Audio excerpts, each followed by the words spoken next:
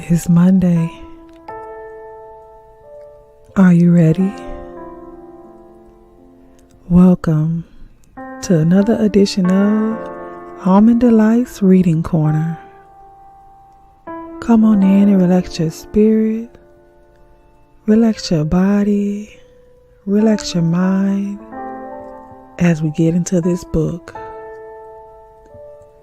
The next book we'll be reading is Boys Like Me by yours truly, James Colwell. Head on over to Amazon.com and download your books today. Please support our authors. Now sit back as we get into this book with the Almond Delights.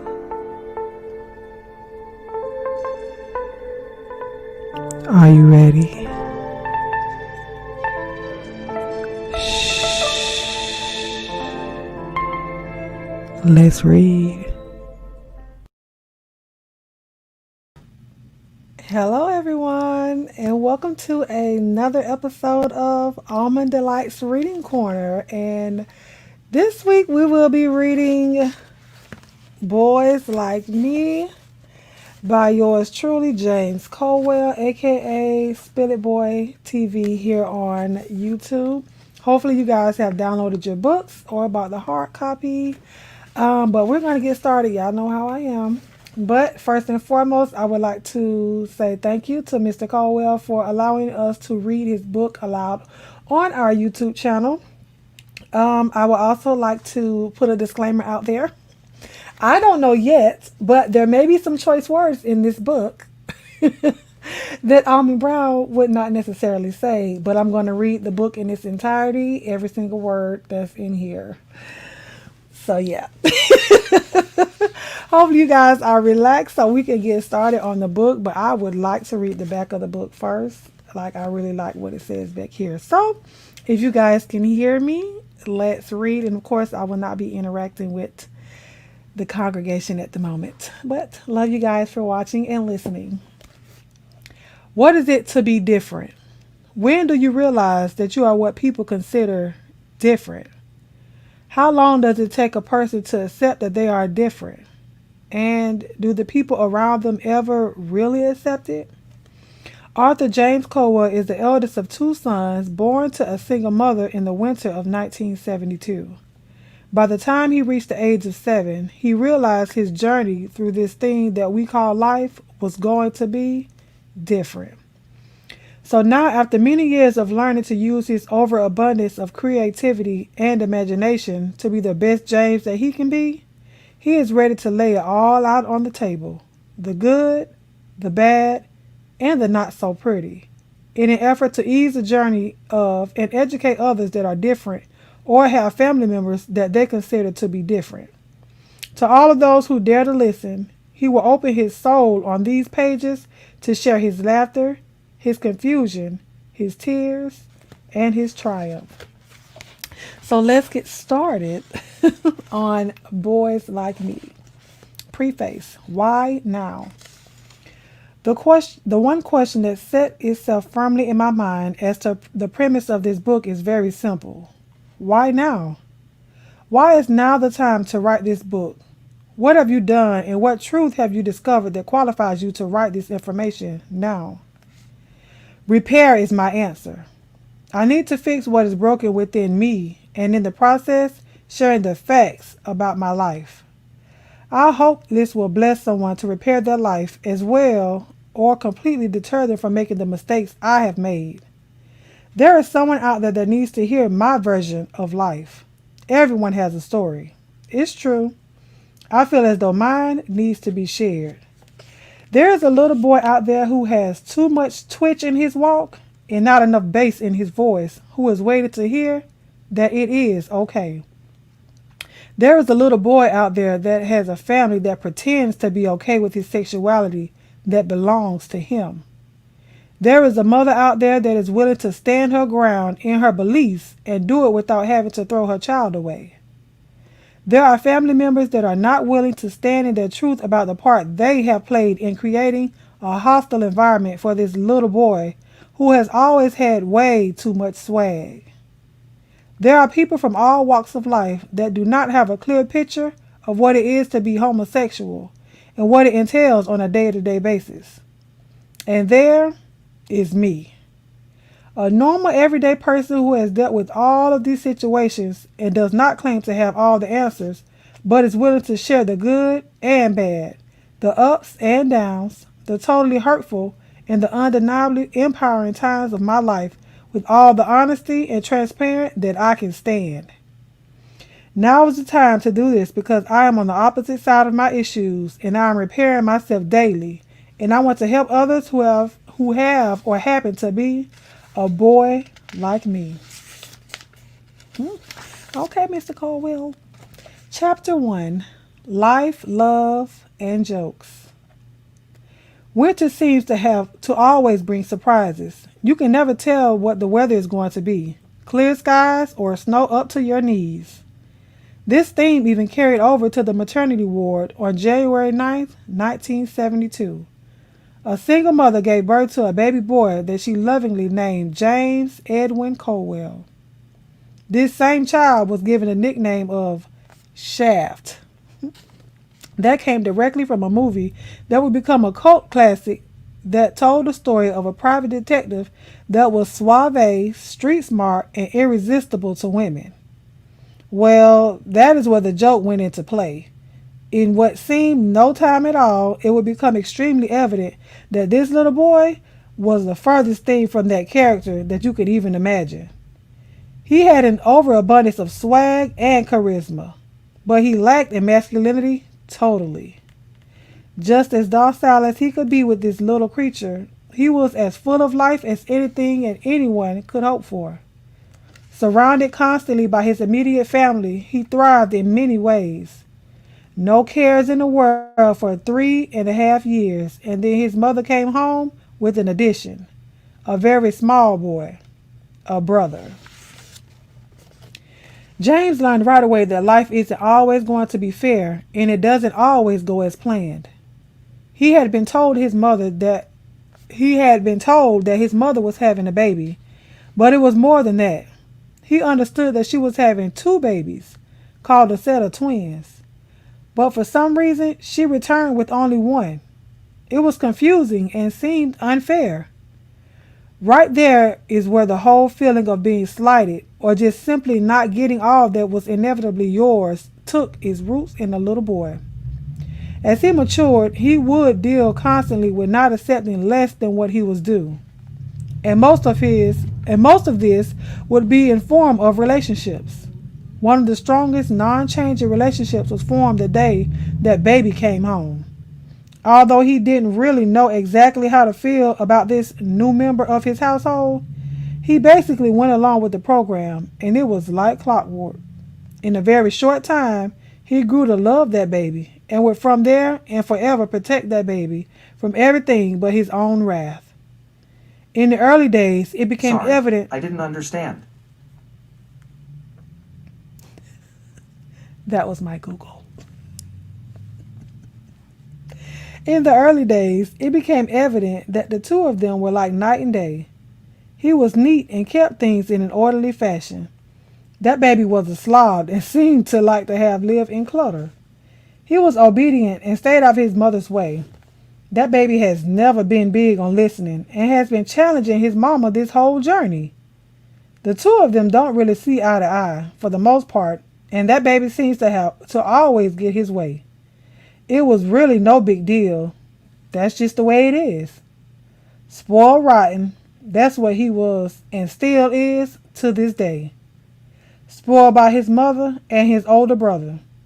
He was a preemie with a stillborn twin. That's how he entered the world. That's a heavy load, so his family has always allowed for a little space for him. Why not? He is the baby. The mother of these 2 boys is a very upfront, outspoken individual who, from what I can see, has always had her 2 children at the beginning and the end of every decision she has made since she had them. Very strong-willed in her approach and vision for the eldest of the two boys, she was and still is.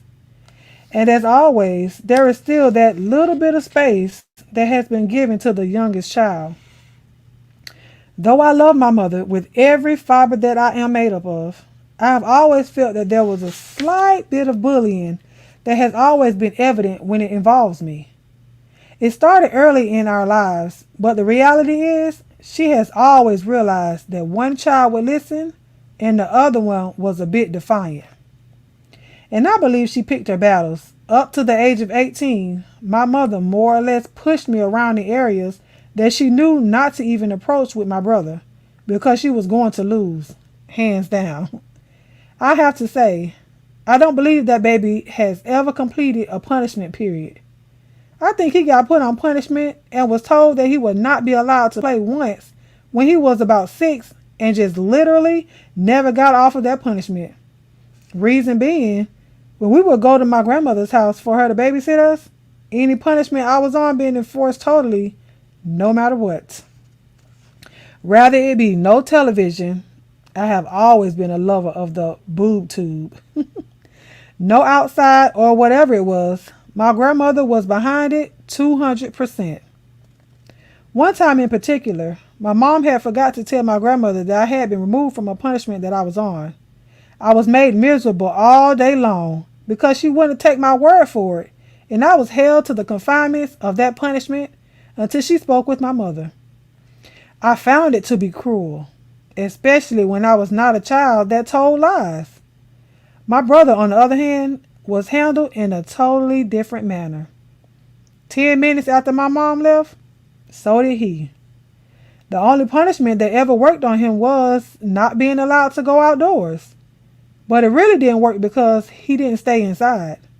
He would tell my grandmother, what is she gonna do? Kill me? She would put me back on punishment.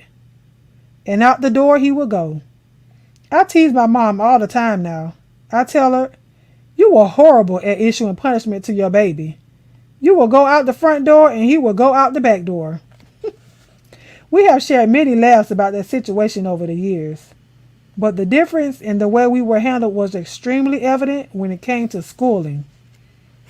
When I graduated from high school, I was 17, and my plan was to attend school for fashion design.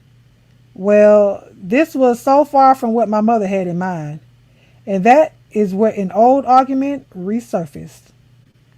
There was a woman that was a neighbor of ours when I was growing up named Vivian Younger, who was a good friend of my mom's.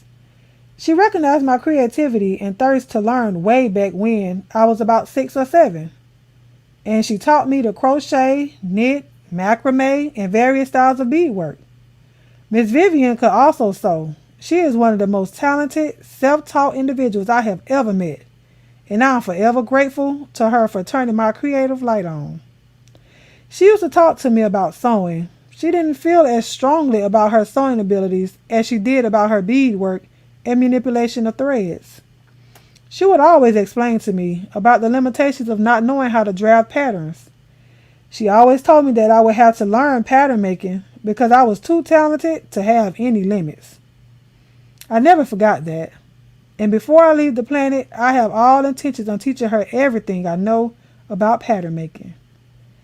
I thought the goal would never happen when she moved away and we lost contact years ago, but she has moved back recently and I will be able to give my mentor the gift I feel she is so deserving. She always speaks so highly of my talent, and I don't know if she really knows that I have always been in awe of the things she can do. She has the hands of an angel, and those hands do some amazing things. Miss Viv and my mom would always have ongoing dialogue about what I was going to do when I grew up. My mom was dead set that I was going to be a computer programmer with a business degree, and she definitely put in the funds to make this a reality. I was learning programming by the time I was in 3rd grade, and I was supplied with a lot of things that many children my age didn't have. When everyone was playing in television and Atari, I was spending time learning to manipulate figures and program lingo on my Radio Shack TRS-80 color computer. I was not denied the video games. We had them too. But the computer? was my mom's preferred form of entertainment. The more I learned, the more she invested, buying printers and scanners and whatever else I requested. While Miss Vivian stood steady and telling my mother, I hate to hurt your feelings, but he is going to do something with his hands. They would never agree on this subject. Ultimately, Miss Vivian would be victorious in that argument. But to my knowledge, I don't think she ever told my mom, I told you so. The road to my decision of what to do with myself was grueling with the constant argument between my mother and I. Upon my graduation from Langley High School, I was forced to apply and attend community college, Allegheny campus, with a full-time class schedule and a major of business management.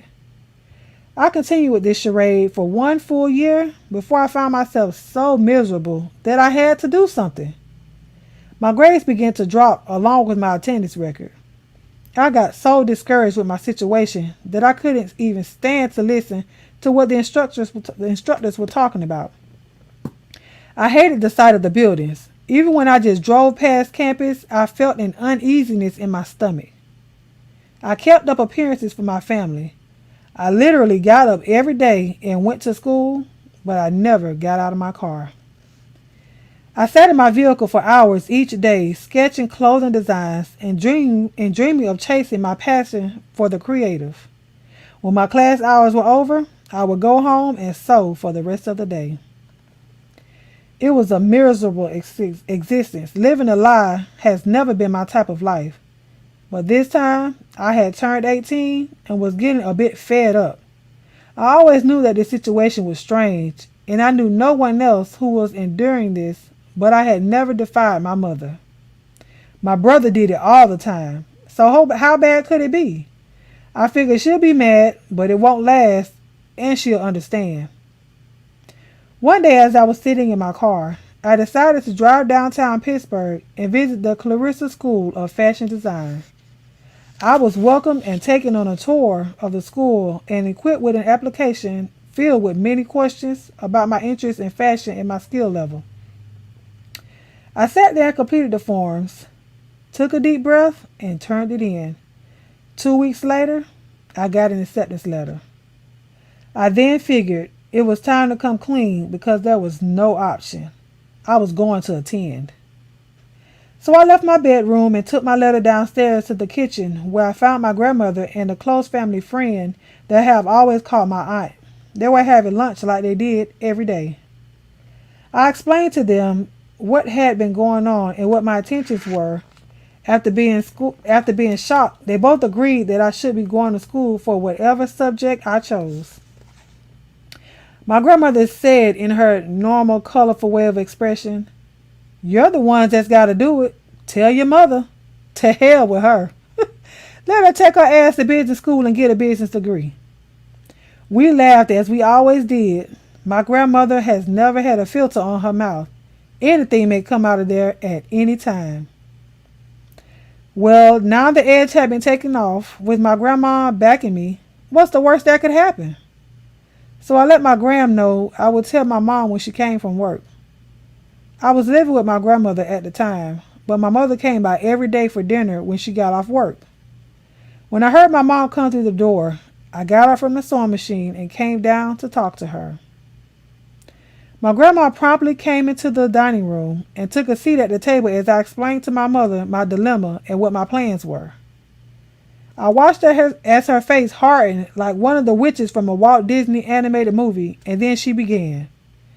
"You are the dumbest ass I have ever met. You are not dropping out of CCAC to go to some dead-end sewing school. Go there for what? You already know how to sew. What in the shit are they supposed to teach you? You are going to get my business degree and get a job. That sewing shit ain't gonna get you no job. You will not sit around here being a starving artist. That's bullshit." She stood up from the table and began making herself a plate from the stove. My grandmother looked at me as if to say, "Okay, now what's next?" I told my mother I didn't agree and I was already withdrawn from CCAC. Well, that did it. It got very loud from that point on, but really to me it all sounded like the teachers on Charlie Brown. Womp, womp, womp, womp. Then she said something that caught my ear and infuriated me. She yelled, "So since you think you're grown, that's how you gonna be? Don't ask me for a damn thing. You take care of yourself because that's what grown folks do." And then out of left field, the unthinkable happened. My grandmother chimed in with, "I agree. When you are too grown to listen to your mother, you are on your own." I was thinking, really? I had no plans on asking you for anything anyway. But are you serious? When did my grandma become a complete turncoat? The way she was carrying on, I didn't even want anything coming from that direction anyway. I had become very evil and upset. This just happened to be part of my personality. I started my life a little docile, but that didn't last very long. Although I loved my mother with every piece of my being, I won't accept bad behavior from her, and this was classified in my files as bad behavior. She was being ridiculously unreasonable. She was not open to listening, to reasoning, or anything.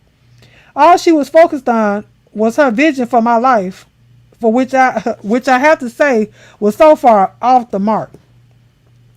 Ultimately, her reason for acting this way was a form of bullying, and a reaction to fear of losing the control that she possessed and used for so long over this child that for years she knew as different. I believe that my mother feels that she can protect me better if she chooses, controls and guides my steps, and that is where her comfort zone is, still, to this day. For that reason, I was able to live through this schooling fiasco and come out on the other side with my self-worth at an all-time high, a degree in apparel technology, and my mother sitting up front at my graduation. I also did something that was not very easy for me to do, and still isn't. I forgave. I forgave my mother for what I felt was poor treatment. It had nothing to do with the monetary things. All the highs and lows that go along with obtaining a degree were left with me and me alone. I had no cheering section at home, just naysayers. I made my way through those 2 years of school without asking for or accepting anything from in my family other than poor treatment. The treatment was poor because you never heard the end of it. My mother just could not let it go. She made me know constantly that she felt the wrong decision was made. She babbled on about it all the way up until my graduation. And then she began her babble again 1 month later when she realized I had enrolled in the Pittsburgh Beauty Academy for Cosmetology. Yes, the sparks flew and the argument about my future was again at an all-time high. That's the end of chapter 1. We're going to take a brief intermission so you'll know what you're doing. Don't go nowhere. Stay right there. It's Monday. Are you ready? Welcome to another edition of Almond Delights Reading Corner. Come on in and relax your spirit, relax your body, relax your mind as we get into this book. The next book we'll be reading is Boys Like Me by yours truly, James Colwell. Head on over to Amazon.com and download your books today. Please support our authors. Now sit back as we get into this book with the Almond Delights.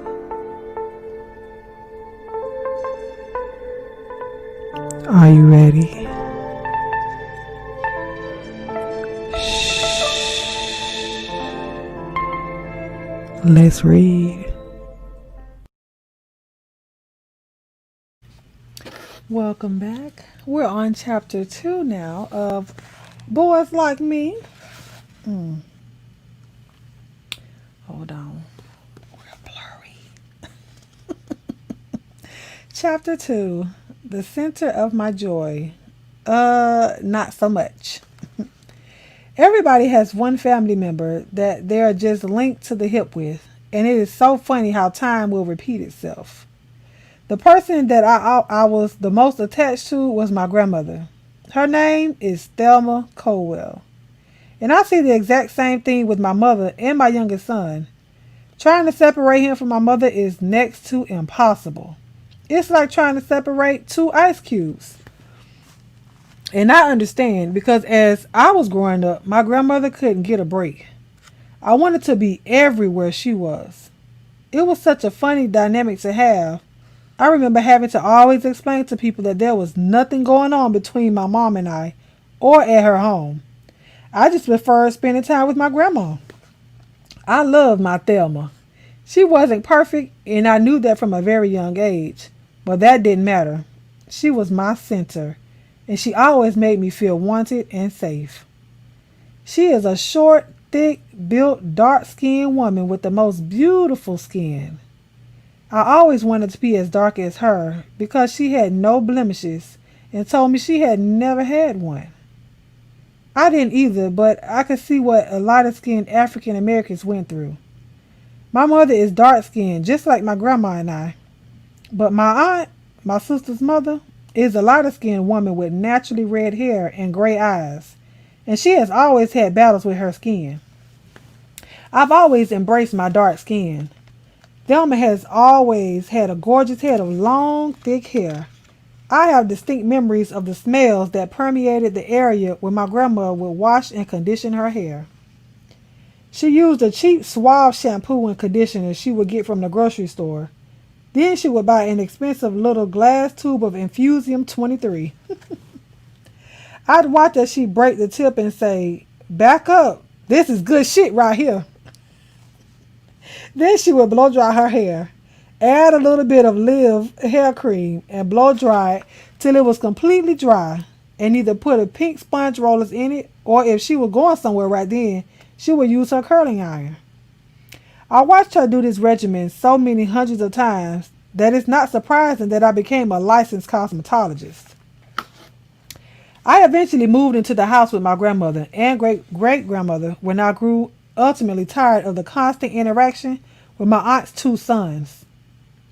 They spent a lot of time at my mom's house, and so did their friends and a few other cousins hanging alongside of them. The ridicule was too much, and it got to a point where I was finding myself wanting to seriously hurt them. Then my aunt's oldest son got shot and ended up being confined to a wheelchair and moved in with my mom for a while due to the layout of her apartment. At that point, it was a wrap. I was out of there. I never even considered living with my mom again. My grandmother's house was like a train station at times. There was always someone having to stay with us. They were either trying to transition to something or somewhere or estranged from a mate. A bit of a flop house, if you will. But naturally, my family would try to color it up as, "Oh, it's the family house," or "Aunt Thelma helps everyone." Actually, what it was in my eyes was an overactive dumping ground for those losing a life in most cases. My grandmother was sitting on a sly movement of collecting whatever monies that she could from whoever she could, with the pretense of being the helpful aunt or old-time friend. The funny thing was, as slick as she thought she was always on the losing end of these arrangements. I remember counting the number of keys that were out in the atmosphere at one time, and there were 18 people who had active working keys to our house. That is ridiculous. But even with all of that, all I needed to be comfortable was knowing that my grandmother was there and I was going to be there with her. Being around my grandmother was a never-ending journey into funny sayings and curse words. My gran was known throughout the family for her lack of tact and use of foul language. She would curse most folks under the table, and she would say things that sometimes took years for me to figure out, but was so funny that you couldn't wait to hear it again.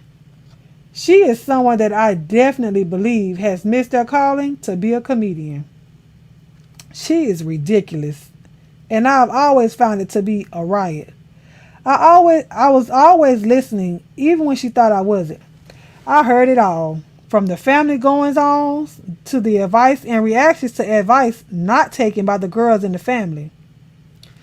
One time, my aunt came to the house and asked my gram to borrow money to go to the bingo, and my gram blurted out, "Huh? I'm not giving you shit. If you sell that pussy instead of giving it away, you have enough money to go anywhere you wanted to go." I just hung my head over the bed and acted like I was still watching television, but my insides was shaking from laughter. I was about 7 years old at the time. Oh my, she had such sayings.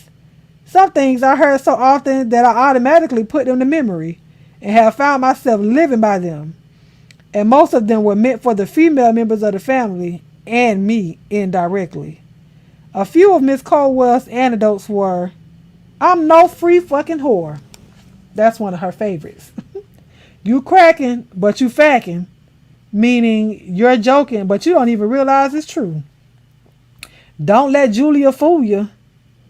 For the longest time, I couldn't figure out who the hell Julia was. "I'll knock your dick outdoors." Well, who knew that my lessons of Curse 101 could come in handy? And trust me, it did almost immediately. I have a way of expressing myself that isn't always the nicest when I see fit. It's like being bilingual, but you really can't use a skill in the workplace. I was not really permitted to use that language, but I took it everywhere with me and used it as I saw fit, and still do. I definitely know how to get your attention and let you know what I think blatantly.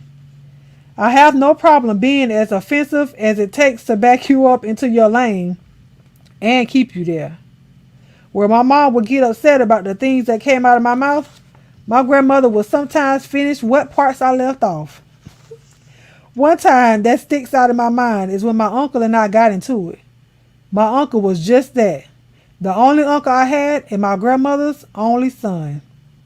He drank a lot and lived at another, what I would call, flop house up the street from us. The only difference was the people who lived there didn't pretend they were living in any different environment. They owned it. The house reeked of stale liquor, and so did its inhabitants. On this particular day, my uncle's daughter was visiting with me at my grandma's house, and she decided to go up and ask her dad for money, so we went together like we did everything else when we were together. She was my absolute favorite cousin while growing up. We protected each other and did things the way cousins were supposed to. We had such totally different raisings and rules we had to abide by, but it never entered our world. We loved each other, and that was that. I absolutely adored my uncle as well. When I was younger, he would periodically take me out early in the day with his friends. We went downtown to a place called Big Z's. They had the best breakfast you ever tasted, and they served booze. My uncle and his friends would talk stuff for hours. My uncle was the only one that would come close to out cursing my grandma. Hanging out with my uncle was a great time, but not really age appropriate for an 8-year-old. My mom would have died if she knew, but my grandma would let it go. One of my fondest memories is when my uncle and his friends took me to the movie theater to see Purple Rain the movie. It was great, and I'll never forget that day with my Uncle Georgie. But overshadowing that memory is the memory of standing in the hallway at age 11, while my cousin went into the living room of my uncle's place, and listening as he came out of nowhere and told my first cousin, "I don't want you spending as much time with Shaft. He's a bad influence." I couldn't believe what I was hearing. My cousin automatically became combative with her dad. I then entered the room and watched as my uncle's face was like a deer caught in headlights. I stood in front of him and said, "And just what the hell about me is a bad influence on her?" All he said was, "You know." I helped him out and told him, "No, I don't know what you're talking about, but I will tell you this." And I proceeded to curse my uncle out thoroughly. In the midst of it, the woman whose house my uncle lived in tried to intervene by saying she thought the way I was talking to him was wrong, so I cursed her out too. She called my grandmother and told her what was going on. She then told me my grandmother sent word for me to come home immediately. My cousin and I left after I was done telling them just what I thought of them and their living arrangements. I made sure I let my uncle know that I would never speak to him again as long as I lived. A promise that I absolutely kept. Once my cousin got back down to my grandmother's place, I was seething with anger.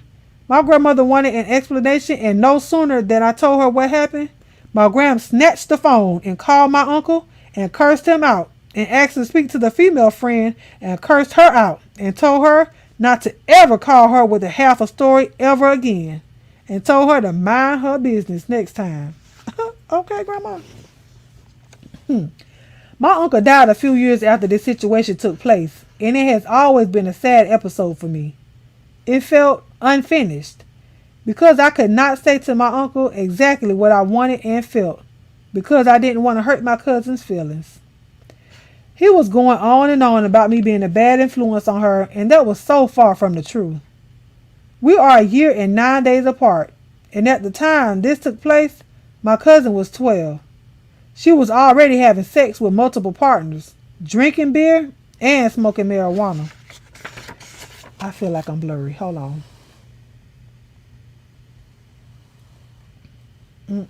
I feel so blurry. I wasn't indulging any of these things and still don't. And the most hilarious part to this life is how life plays out. My uncle's precious daughter turned out to be a crackhead, and I have adopted 2 of her children. So he got his wish. None of my so-called unsavory ways rubbed off on her. I know complete sarcasm. I'm working on that.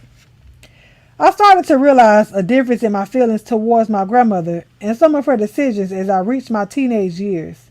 And it really had a lot to do with her love of money. The woman who once fought relentlessly to make certain nobody bothered me had turned into this little money-grabbing midget in my eyes. Everything was about rent payment and how you had better have your rent in, and it wasn't across the board. Some folks were just plain old getting over.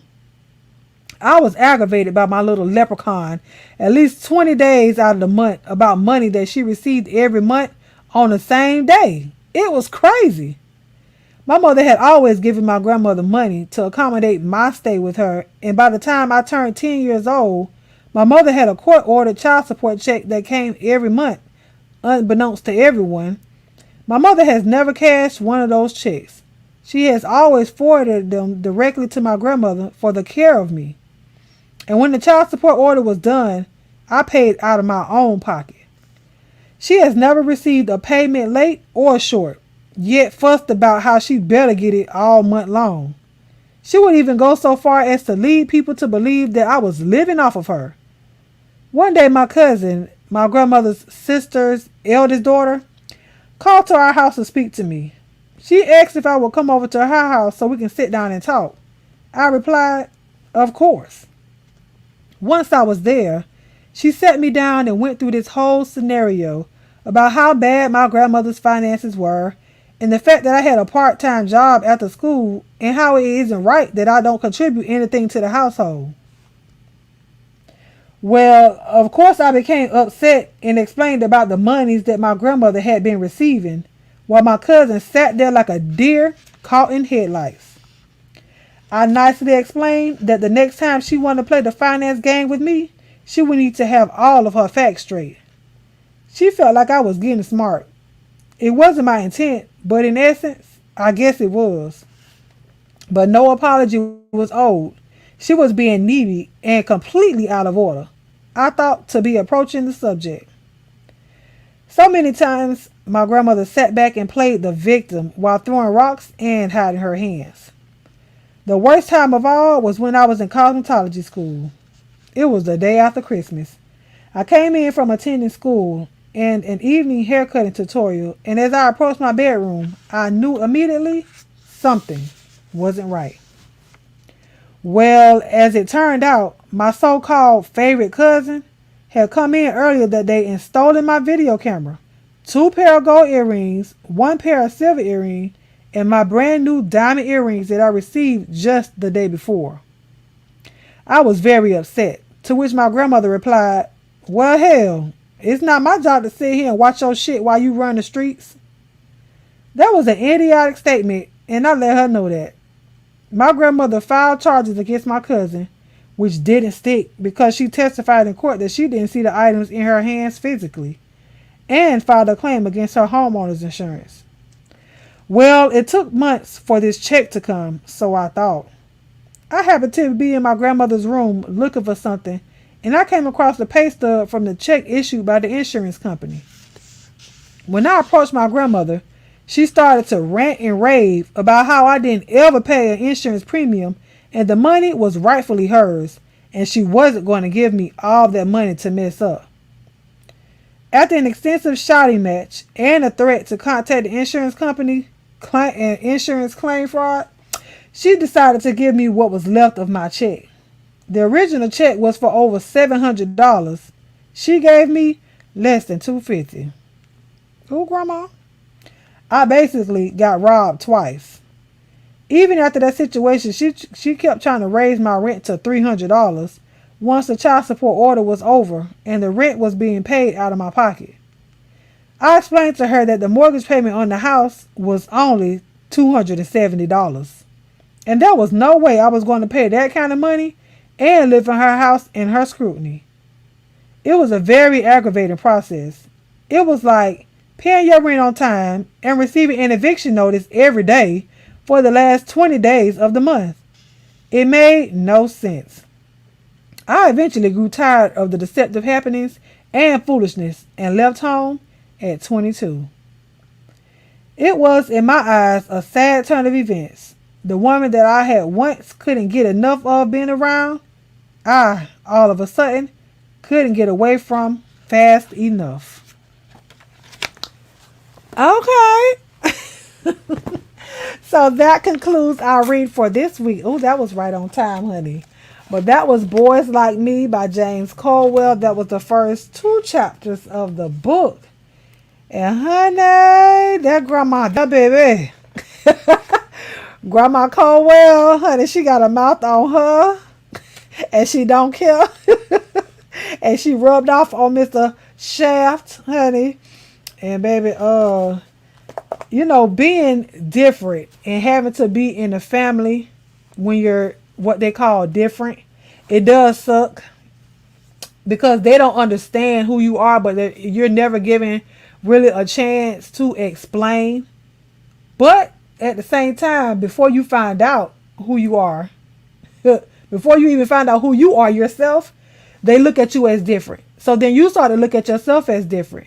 But once you come into yourself and you learn who you are, some people still don't care to hear about why you are what they would call different. But I'm going to drop, she ain't nothing to play with, honey. The mama was a mess too. The mama was a mess, but we love you, Mama Colwell. But his grandma will upset me. Oh, Lord, don't tell me that. But I'm going to drop the link if you guys want to come up and chat really quickly.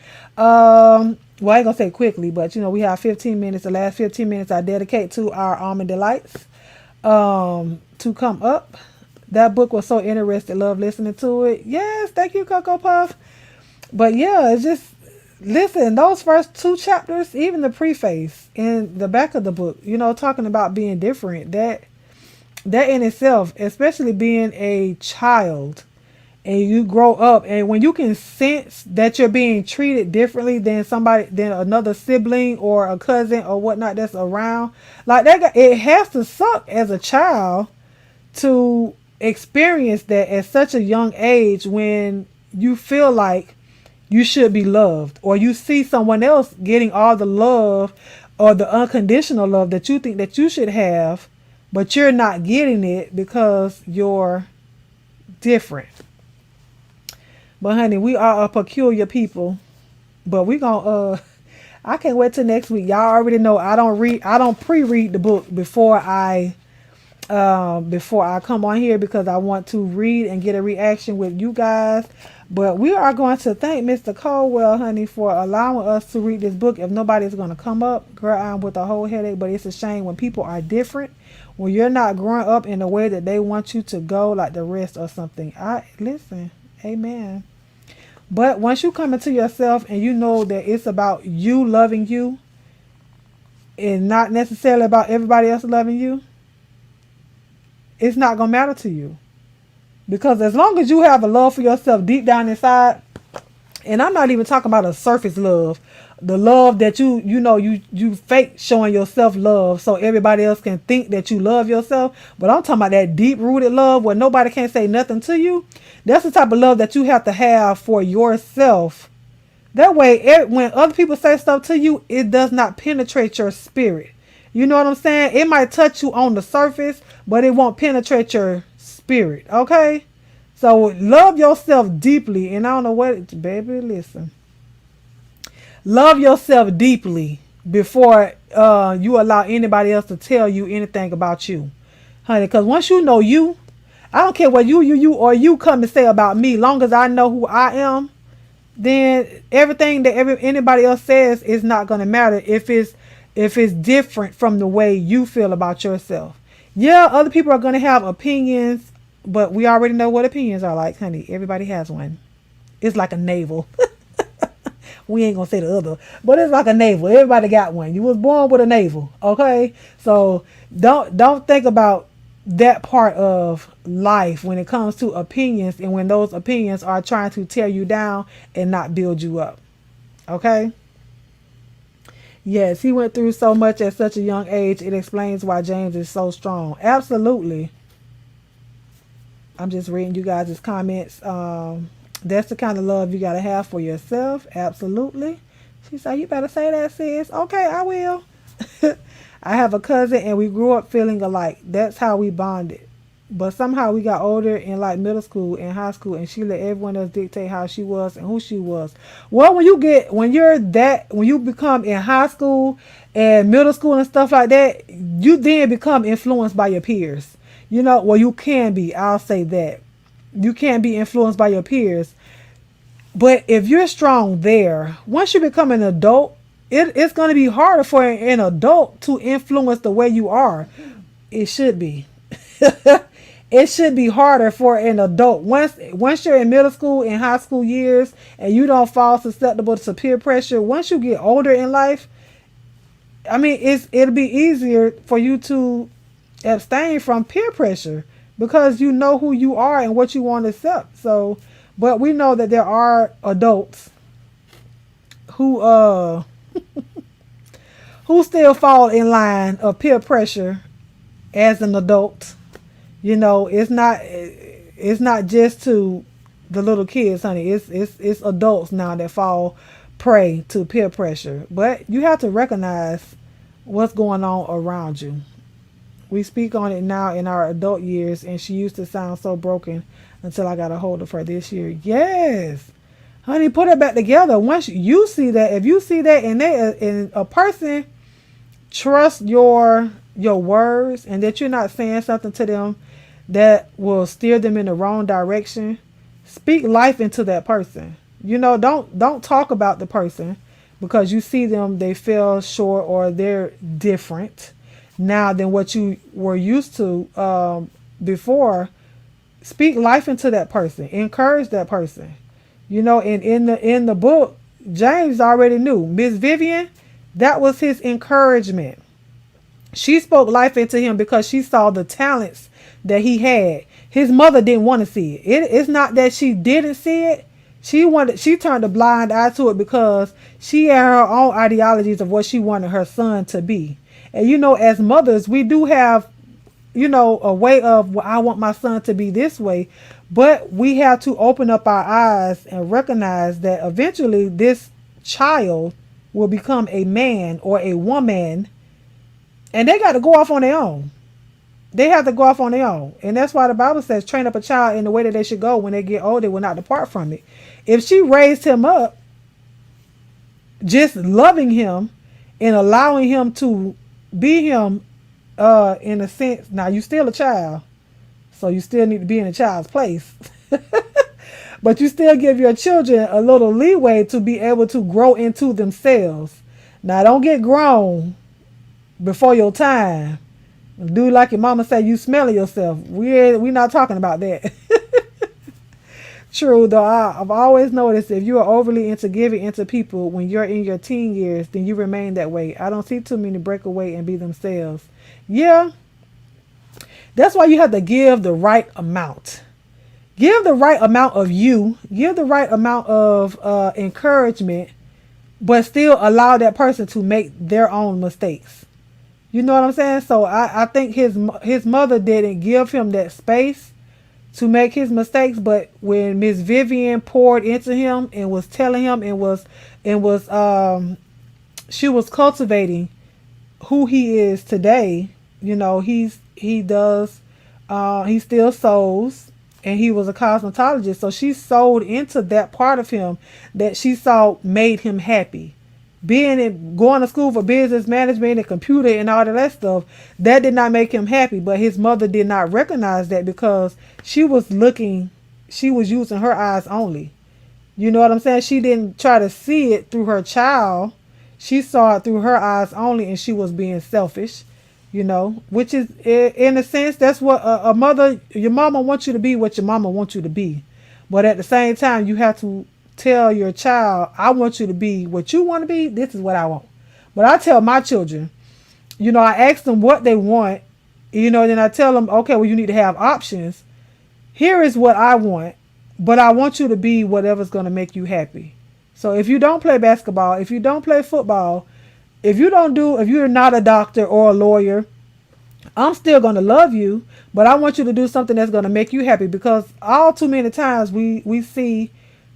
And it's sad nowadays that kids become unhappy at such a early age. When you tell yourself, well, you haven't lived long enough to be upset. You haven't lived long enough to, you know, be this angry, and you want to do things that may harm yourself.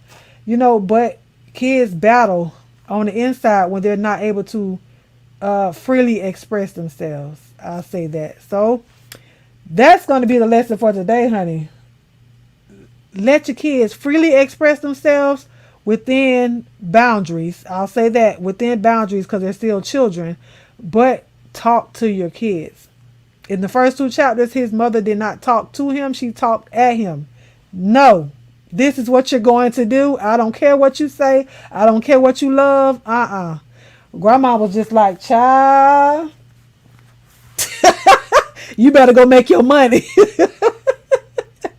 You better go make your money. Pretty much that's what grandma said. Do what you got to do, but go make your money, child. But listen, let me tell you, one of my favorite part about the grandma was she hyped him up. Yeah, you need to go tell your mama this is what you gonna do. You know you going to this school for design. And he went and told his mama, and the grandma sat right there, was like, now you think you grown.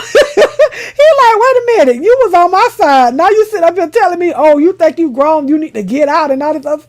I'm like, wait a minute, grandma, you supposed to be on his side. Grandma was like, my name Benny, I ain't in it. Your mama is my child. You better listen to your mama. But I thought that was so funny to me. That was like, wait a minute, grandma, how you gonna sit up there and turn on him like that?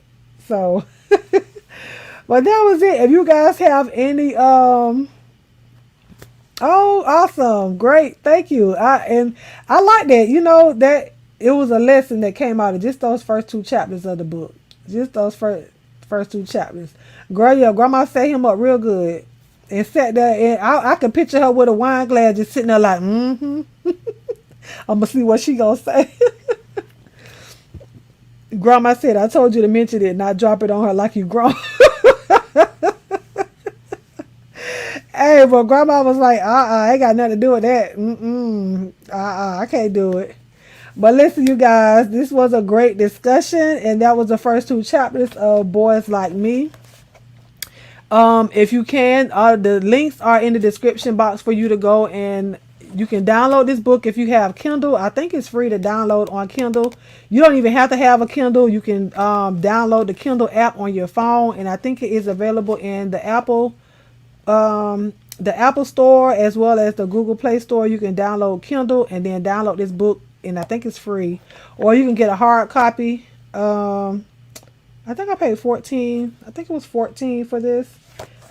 But it doesn't matter. It was a great read so far. So you guys can go support this author. All the links will be down in the description box below. I will upload this to my podcast. You can go and subscribe at anchor.fm/almondbrown09. That way you can listen to it on the go, outside of the video format. You can listen to it in the podcast format. If you have not subscribed to my channel, why not? You came to the end of this video. Go ahead and subscribe and hit that notification bell so you can get all of your notifications. Yay, she got her book. And I think Phenomenal also has her book. Shadil has all of the books. He also has other books. He's an author. He's written 5 books so far. This is his memoir. And I think it's a Topaz. It's a trilogy. And then Between Pews. And I do have that book, but it's over there. It's over there. But Between Pews, I have that one as well. So yeah. So go and support. Go support the author. Like I said, the links are down in the description box below. But we will be back here next Monday at 9 p.m. Eastern Standard Time. If you like what you heard, please share the video out so everybody can come see it. If you have not listened to our first series of books, it is a playlist. And you can go check out that book from author Timothy Blaine, The Epiphany. That was another great read. And it's also available on anchor.fm/almondbrown09. And you can go listen to that. Shout out to all of my Almond Delights that came tonight. Shout out to my armor bearer / my moderator, my Sis B Scales. I appreciate you for being here, honey. Everybody that came in earlier, Sephora, Phenomenal, Adelina. I didn't see everybody. Chris, Shanti, and everybody that came in. I appreciate you guys. But like I said, go share the video. And if you can, after the video has ended, or I think you can exit out and do it now. But if you could please leave a comment up under the video to let everybody know how you like the read so far. Yeah. And then you can let James know that you listened to the first 2 chapters of his book. Don't know if he was here tonight, but I appreciate you for allowing me to read your book on my channel at Almond Delights Reading Corner. I'm going to go now. Okay, like the video. I love you guys, and subscribe. I love you with the love of God, and there is what? Nothing you can do about it. I'm going to see y'all next week at the Reading Corner, but I'm going to see y'all tomorrow on Who's on the Line at 10 p.m. Eastern Standard Time. Okay, I love y'all. Bye, y'all. Thank you all for joining another episode of Almond Delights Reading Corner.